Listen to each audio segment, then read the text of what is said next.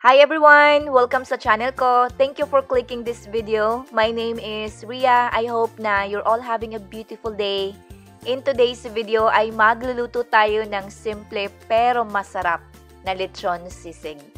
Alright, so umpisahan natin ito sa mga sangkap.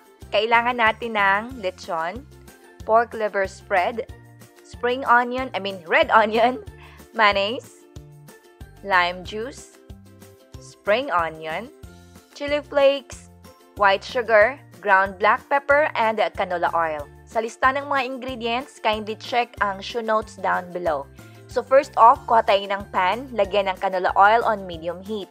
Once mainit na yung oil, gisahin na natin ang red onion hanggang sa magiging translucent ito. Next, add natin ang chopped lechon. Gumamit ako dito ng leftover na lechon. So gisa-gisa lang yan, haluin. Mga about 2 minutes lang, then i-season natin ito ng ground black pepper at isabay na rin natin ang white sugar at saka yung lime juice. So dito, gisa-gisa lang. Next, i-add na natin ang pork liver spread at saka yung mayonnaise or mayonnaise.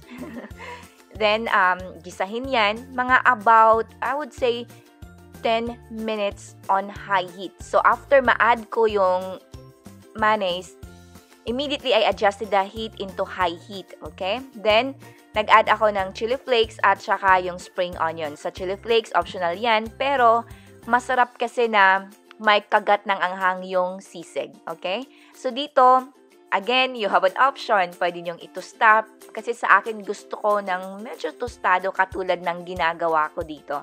So, additional yan, mga about 10 minutes. Additional 10 minutes yan kung gusto niyo medyo tostado yung lechon sisig.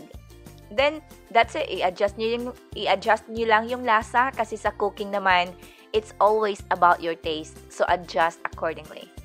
Alright guys, thank you for watching. And as always, take care!